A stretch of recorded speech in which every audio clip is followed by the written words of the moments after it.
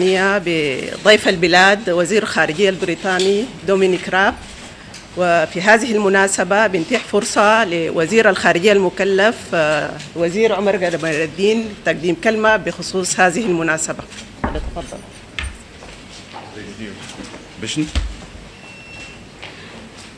Assalamu alaikum. Good afternoon. I have the pleasure of welcoming my colleague and friend, Minister Dominic Raab, the Minister of Foreign Affairs of the United Kingdom, and his delegation. We are pleased to have him here. A very successful and reassuring visit that took place for the first time since 2008, when the last, I believe, Mr. David Miliband, was the last Minister of Foreign Affairs that visited Sudan. We had the pleasure of meeting with the Prime Minister, Dr. Abdullah Hamdok. We talked about the economic cooperation, and Mr. Raab was kind enough to sign a memorandum of understanding with Dr. Hiba, the Minister of Finance, and that memorandum of understanding was about the United Kingdom paying 40 million sterling pounds towards the family support program. Another 300 plus million pounds will be paid from the United Kingdom, and more details will be given to you by Mr. Raab to the ADB, the African Development Bank, and that will go towards paying the arrears of Sudan to the IMF.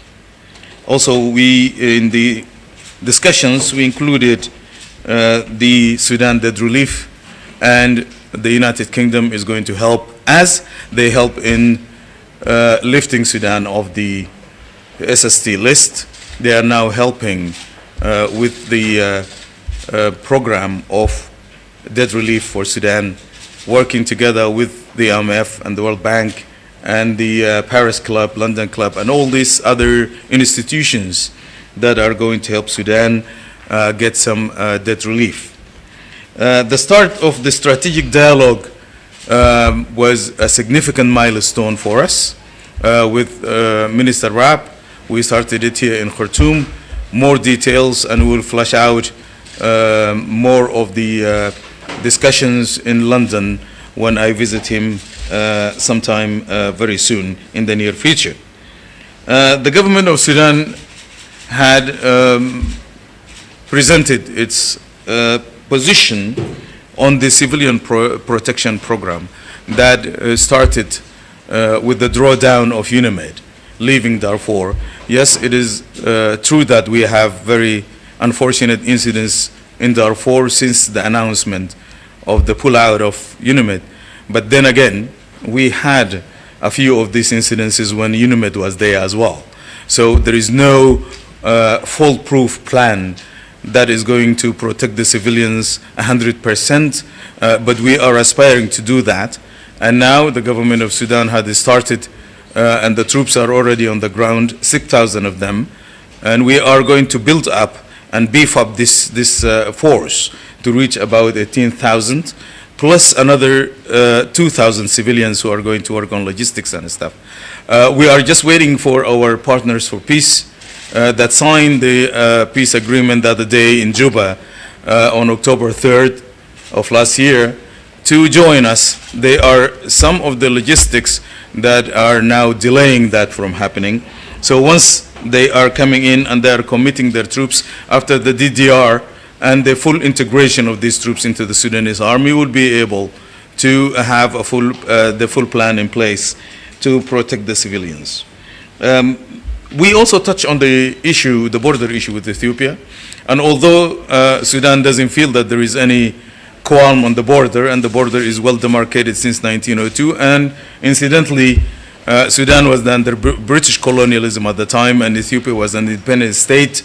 So Britain at the time was the one negotiating on behalf of the government of Sudan in 1902 when the demarcation took place, and we explained to the visiting delegation that the same plan, the same agreement, the same maps were used to demarcate South Sudan when it seceded from Sudan, and that demarcation was complete.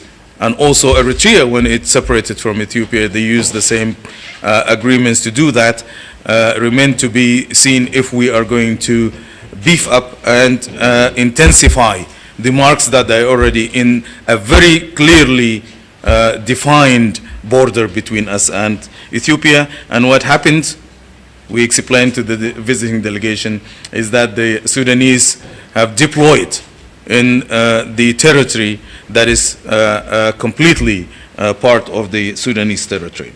And finally, we are working through diplomacy and negotiations on issues that are lingering between us and Ethiopia. That will include the GERD, of course, and the need to have a binding and a clear agreement on the GERD that will grant Sudan the information with respect to operation and the filling of the GERD in the remaining stages, because Ethiopia unilaterally had started the first stage last year, and we are hoping that the second stage of the filling is not going to take place until we have a binding and a clear agreement that is internationally sanctioned and well defined. Of course, we would like to reassure you and the delegation from the United Kingdom, Mr. Raab and his colleagues, that we are here more and more keen and interested in resolving our issues with our neighbors amicably but peacefully. And there is no any talk here around this region about any war that is taking place. As we heard in some of the news reports, Sudan and Ethiopia are sisters and neighbors, and we are going to resolve our issues easily, smoothly, and through diplomatic means. And now, please, allow me to introduce Minister Dominic Raab to have a couple of words with you, and then afterwards, as mentioned by my colleague, Ambassador Hala Babikir, we will take a couple of questions. Sir, Thank please. you very much. Thank you very much. Can I just say I'm absolutely delighted to be here with Foreign Minister Gamradeen, who has shown us great friendship and warmth in the typical Sudanese way. Today I had excellent meetings with Prime Minister Hamdok, Finance Minister Dr. Hiba Mohammed Ali, and also the Chairman of the Sovereign Council, Lieutenant General Abdel Fattah al-Burhan. I want to thank the government for the very valuable, warm discussions that we've had and the warm welcome. As has already been said, this is the first visit by a British Foreign Secretary since 2008, and of course the first since the revolution. And I want to just take a moment, if I may, to praise the courage of those who stood up in those protests around the country, and also their sacrifice. It was their actions that toppled the regime of Omar al-Bashir, and I think unleashed and set Sudan on a more positive path towards a brighter democratic future. So this feels, certainly to me coming here, this really feels like a bright opportunity, a moment to grasp for the people of Sudan. And I think we can feel the country, your country, changing before our eyes under the civilian leadership of Prime Minister Hamdok and his excellent team. And I think you can, this isn't just warm words, you can see the tangible milestones and progress, the important steps that have been made, the signing of the Juba Peace Agreement, the removal from the US list of state sponsors of terror, and also things like the progressive legal reforms on women's rights and religious freedoms. And I had an opportunity to speak to some of the female protesters from the revolution earlier today, as well as visit the World Food Programme. So I can say in my conversations with the Prime Minister and Lieutenant General Burhan, I welcomed all of the progress that has been made to date, and I stressed in particular the UK's strong support for Sudan's irreversible transition to peace and democracy. We look forward to seeing preparatory work on a constitution and democratic elections, as well as reforms to stabilise the economy and create the platform for jobs and growth for the young people of this very special and precious country. We're putting our diplomatic, our development capabilities behind the ambitions of the Sudanese people and the next generation. UK assistance to Sudan will be £125 million this financial year. UK programmes are helping to build the stability and support the establishment of a new parliament so that the people of Sudan have proper democratic accountability. And earlier today I signed a memorandum of understanding with Dr. Hiba, and it provides £40 million to the Sudan Family Support Programme, because we also understand that this will help alleviate and support ordinary families going about their business with their weekly bills. And it's important to do that at a moment where the government is making these vital but difficult economic decisions. And I think those economic reforms are going to be the foundation, the building blocks to build the Sudan of the future. Will create the jobs that will create the wages, the livelihoods, the quality of life for you all, and in particular for the next generation.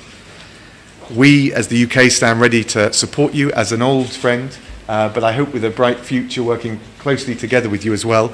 And in particular, we stand ready to support and participate in an international consortium in support of debt relief, clearing the way for Sudan to access much-needed concessional finance. And as part of that coordinated international package, I'm delighted to be able to say, having discussed it with your government, that the UK stands ready to provide £330 million as a bridging loan to clear the arrears to the African Development Bank. Again, we want to clear the way for Sudan to grasp the opportunities that I think, in my view, undoubtedly lie ahead. And as your friend, I think it's also important to say that Sudan, that it's important and vital for Sudan to stay on track with all of these reforms, and in particular with the economic reforms agreed with the IMF, and the boards of the IMF and World Bank approved similar arrears clearance packages. To help take all of this forward, I'm pleased to join Minister Gamradeen in announcing the launch of the, I think, refreshed and rejuvenated strategic dialogue with Sudan. And I think, again, that gives us not just the aspirations for the future, but the focus and I know our personal commitment to driving that forward. And I'm looking forward to seeing my friend in London as soon as possible, and obviously subject to the COVID restrictions. Finally, I just wanted to say a word of praise for the welcome that Sudan is showing to the refugees coming from the Tigray region of Ethiopia, given the conflict that we are seeing there. The UK has provided £5 million to support these refugees, and will continue to do what we can to alleviate the situation and help respond to it. But I think Sudan's response is another important positive illustration of the progress that is being made by Prime Minister Hamdok and his team. So finally, let me just close by saying that we place huge value on our relationship with Sudan, the friendship that I think we want to take to the next level, and we do so with a respect for the sacrifices that the people have made. We see your talents, your potential, your hopes, the dreams of the young people of this country for the future, and the links between our countries are many and varied, not just economic, obviously cultural, and there are a lot of family links as well. So we're committed to Sudan's success. We're committed absolutely, fully and unconditionally, unequivocally to this country's transition forward. And I look forward to working with the civilian government to take it to the next stage and to help progress reforms on each of the areas that I've outlined. But again, thank you very much. Thank you.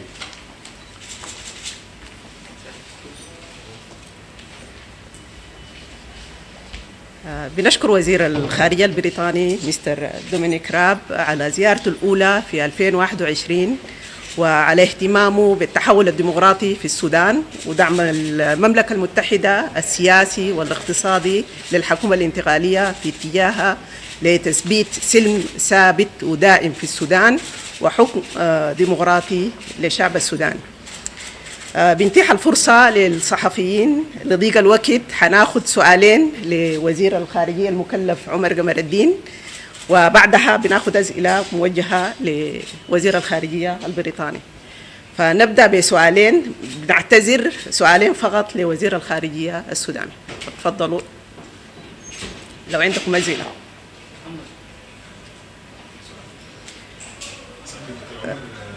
أنا بديتك الفرصة أكيد، تفضل. تفضل. اي كونتاكت لانه ما أوكي. تفضل. بداية برحب بالإقرار في السودان، وسؤالي للدكتور عمر، هل تم التباحث بخصوص الوثائق التي تحدثت عنها قبل قليل حينما وقع في بريطانيا مع اثيوبيا مسألة الحدود في 1902؟ هل تم التباحث في هذا الإطار يعني بما يفيد في حل مسألة اثيوبيا؟ السؤال الآخر، هل تم التباحث أيضا في ما يتعلق بالمميزات التي كان يحصل عليها المواطن السوداني قبل عقود، يعني فيما يتعلق بالعلاقه ما بين السودان وبريطانيا، فيما يتعلق بامتياز الدخول وما الى ذلك؟ شكرا. ناخذ سؤال ثاني. سؤال ثاني.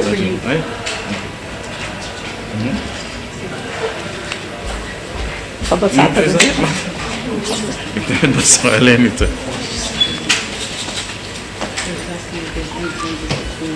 شكرا جزيلا.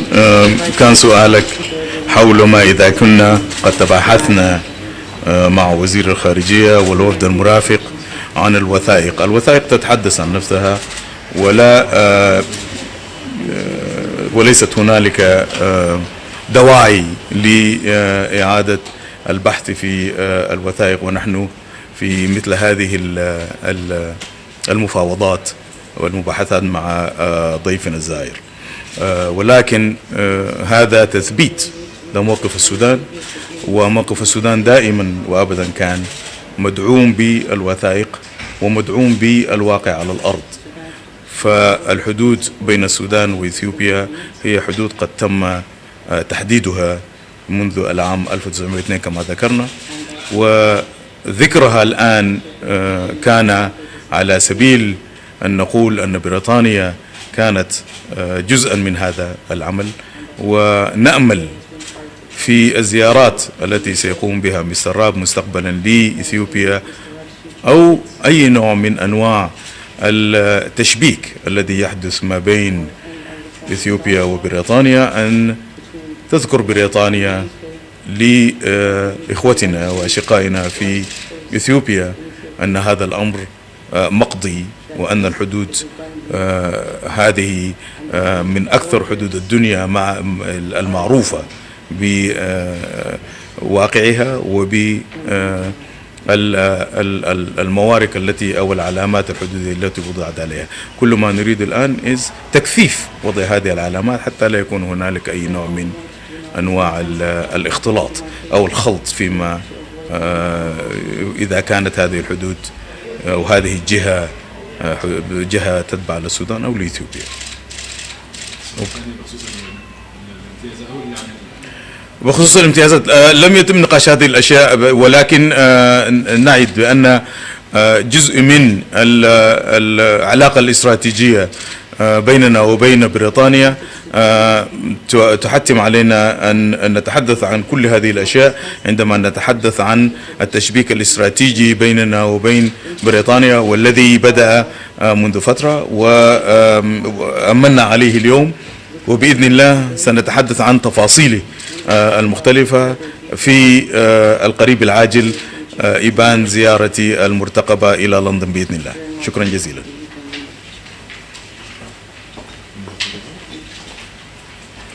شكرا سعادة الوزير. والآن الفرصة سؤالين لسعادة الوزير البريطاني دومينيك راب. أستاذة لينو تفضلي. الجندر تفضلي.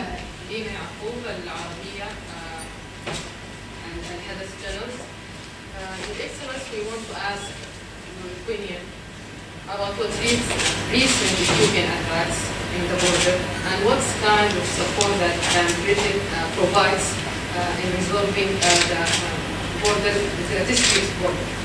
And the other question we want to ask also about any British support for the UNITAMIS, the coming mission in Sudan.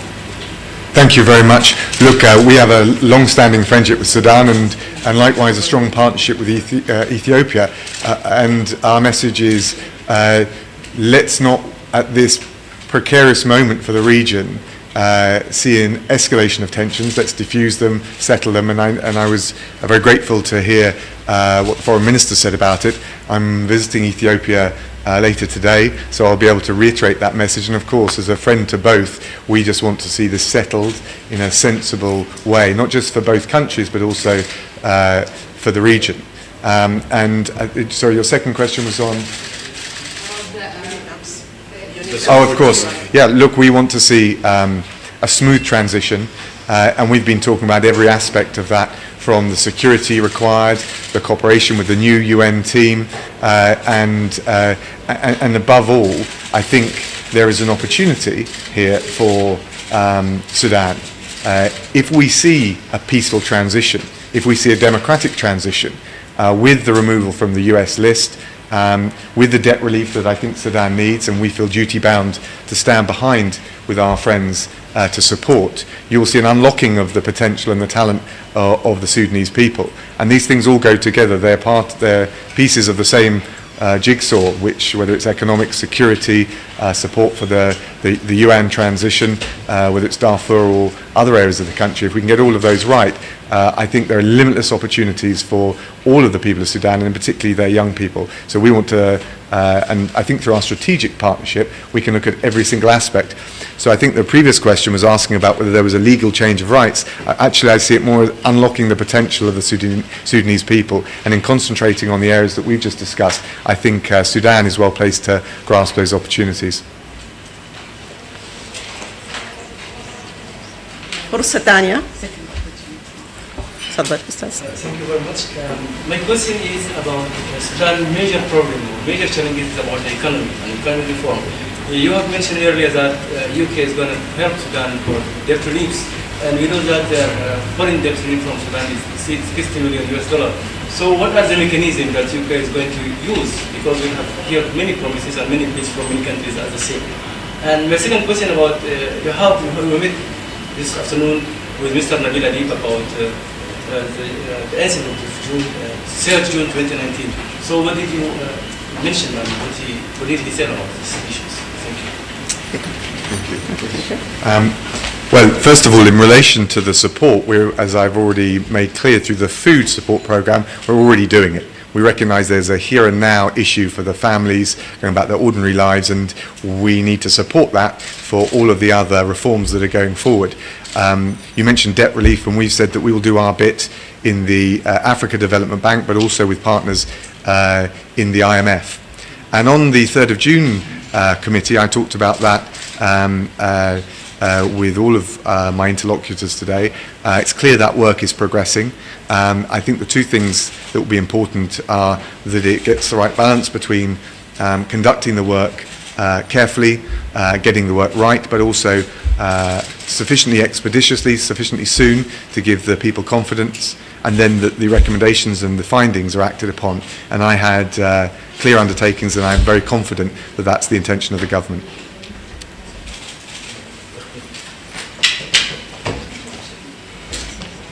شكرا لكم جميعا، وبنشكر وزير خارجية بريطانيا مرة أخرى، وشكرا لسعادة وزير الخارجية المكلف. شكرا.